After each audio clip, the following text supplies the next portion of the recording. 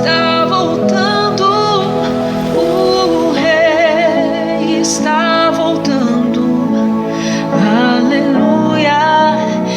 Glória a Deus. Não tinha interesse na salvação. Então era necessário que esses caminhos fossem consertados, porque o Rei estava vindo. Jesus, ele já estava na terra, na verdade, e ele estava prestes a reinar. Então João, ele veio pregando o arrependimento. E agora Jesus, dando continuidade a esse ministério, ele pregava para que todos se arrependessem também. E que arrependimento era esse?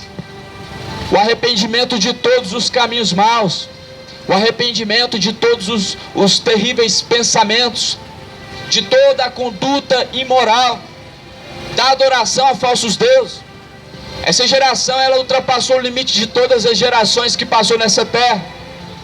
Como que pode ter tanto discurso bonito e agradável, tantas palestras motivacionais, que eu estou falando de pregações evangélicas? Como que pode uma geração que ultrapassa o limite de Sodoma e Gomorra, uma geração que é muito mais murmuradora e muito mais ingrata do que o povo do Egito que caminhou no deserto? Como pode isso acontecer? Geração querer só o conforto e palavras de autoajuda, palavras de motivação, sendo que isso não produz o arrependimento e nem tão pouco uma aproximação de Deus. Quem falou para você que o Evangelho de Cristo é Jesus te ama?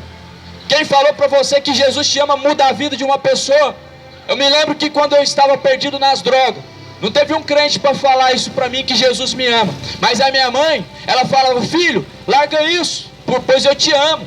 Isso produziu no meu coração arrependimento? Não produziu. Eu me compadeci do sofrimento da minha mãe por ela falar que me ama? Não me compadeci. Mas antes, a cada dia mais, eu me perdi no caminho. Sabe o que muda o homem? João 8,32. A verdade vos libertará. O conhecimento da verdade tira as escamas, a dureza do coração e faz você entender que está caminhando no erro. Ou seja, tem que pregar a verdade. Não é meia volta, não é dar meia volta. Sabedoria é uma coisa. Agora ficar rodeando para não pregar a verdade, aí já é hipocrisia, já é covardia. E esse espírito não é o espírito que Deus coloca nos seus servos. Ao ponto que você dá uma olhada no Evangelho de Cristo, você vê que todos os apóstolos morreram. Morreram pregando o quê? Olha, você é escolhido, você é chamado, Deus te ama, vem. Não, eles pregaram. Homens de duro coração, Estevão pregando, homens de duro coração incircuncisos, que negam a eficácia do poder de Deus. Nesse momento Estevão começou a levar pedradas. Sabe o que Estevão fez? Ele não correu não. Ele olha para o céu e ele fala: olha, eu estou vendo o meu Senhor sentado à direita de Deus Pai. E a Bíblia diz que ele dá um suspiro e ele parte. Estevão era um jovem. Será que ele tinha 22 anos? Será que ele era mais jovem que eu? Eu tenho 28. A Bíblia fala que Estevão morreu pela verdade do Evangelho. João Batista, se prega numa geração como essa, ia falar que ele era um julgador, ia falar que ele estava pregando ódio, porque é isso que essa geração sabe falar quando ouve a verdade de Cristo. Ah, para de pregar ódio, pregador, para de pregar juízo, Deus é só amor, coisa nenhuma. Deus não é só amor não. Deus se manifesta lá em Romanos capítulo 1, dizendo aqui no versículo 18, por incrível que pareça já caiu na página, porque do céu se manifesta a ira de Deus sobre toda a impiedade e injustiça dos homens. Como que Deus é só amor? O Deus do Novo Testamento, Jesus Cristo, está se manifestando dizendo que do céu vem a ira de Deus. Mas vem por quê? Pela impiedade, pela injustiça dos homens, que trocam a verdade na injustiça, pela injustiça.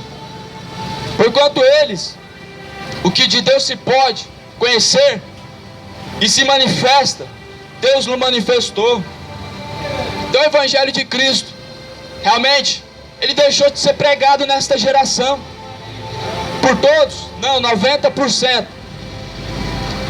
90% dos homens que se dizem ser homens de Deus deixaram de pregar o Evangelho de Cristo, estão pregando outro. Você acha que uma igreja verdadeira, a igreja de Cristo que prega a verdade, ela vai se encher só na hora. Depois do final da pregação, ela é lapidada. Só fica os verdadeiros, só fica quem é de Cristo. Jesus, ele diz: as minhas ovelhas, elas ouvem a minha voz, elas me seguem. O que isso nos lembra? Nos lembra que Jesus estava fazendo um sermão profético na montanha, não um sermão profético, mas ele estava fazendo um sermão na montanha. Eram mais ou menos 70 pessoas ouvindo, dezenas de pessoas. O que acontece ali? Acharam o discurso duro. No final só ficou os 12 apóstolos. Você vê que a igreja de Cristo, a pregação verdadeira, ela não traz multidão, ela faz lapidação. Só quem é ovelha que consegue ouvir e seguir. Somente as ovelhas conseguem executar o evangelho de Cristo e conseguem ficar até o final. Tanto que os 12 apóstolos morreram igual Jesus. Ou seja, realmente seguiram o exemplo de Cristo. Não estava interessado só nos sinais e maravilhas, nos pães. Não estava interessado somente naquilo que Jesus fez, mas estavam dispostos a morrer por Cristo. E hoje você vê, é incrível, cheio de homens sendo bajulados e sendo taxados como homens de Deus. É incrível isso.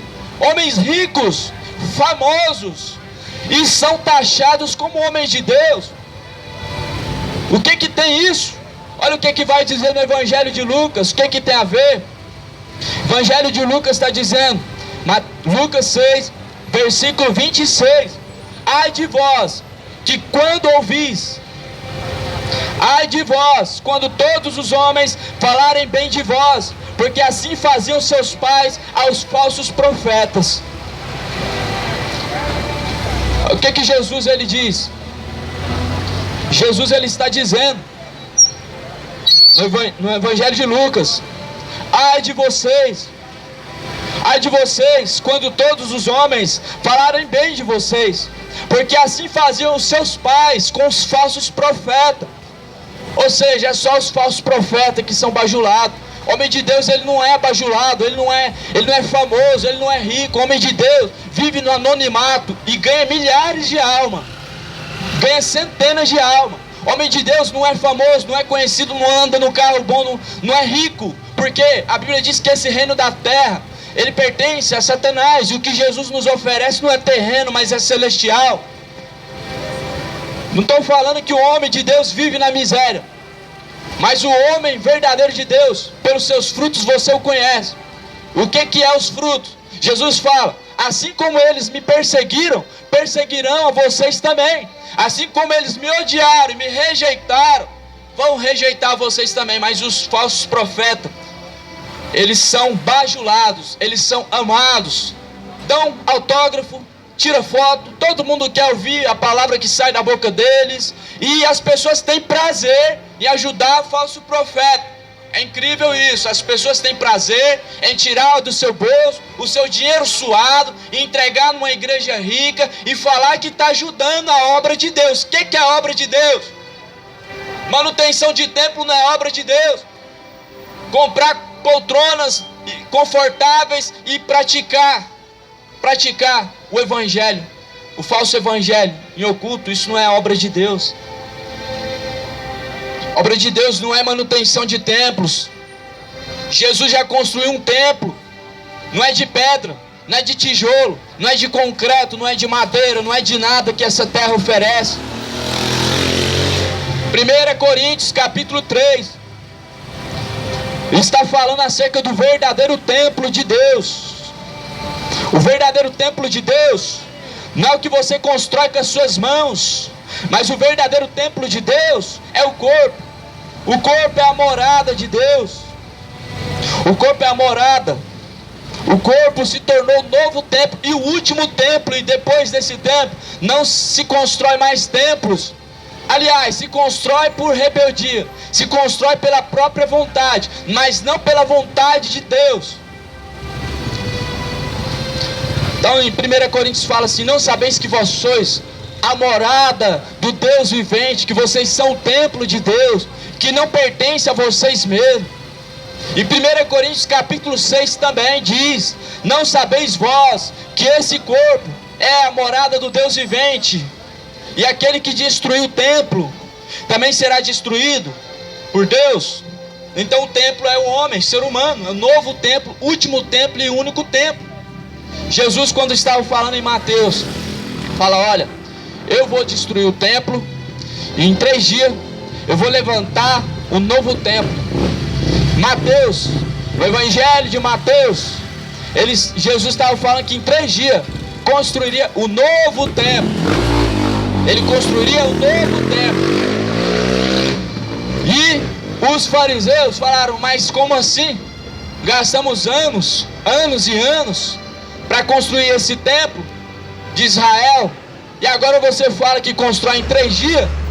Aí, no final desse versículo, a Bíblia diz que ele falava do corpo. A Bíblia diz que ele falava do corpo. Após 3 dias, Jesus agora ressuscita e o homem, o corpo humano, se torna um novo templo. Ele passa agora a habitar dentro de uma pessoa que tem compromisso. Ele passa agora a habitar dentro de um homem que realmente se entregou de corpo, alma e espírito. E é incrível também o evangelho de que Deus só quer seu coração. Incrível porque é uma mentira. E essa mentira, ela claramente que vem de Satanás, porque a mentira provém de Satanás. A Bíblia diz que Satanás mente desde o princípio e nunca se firmou na verdade.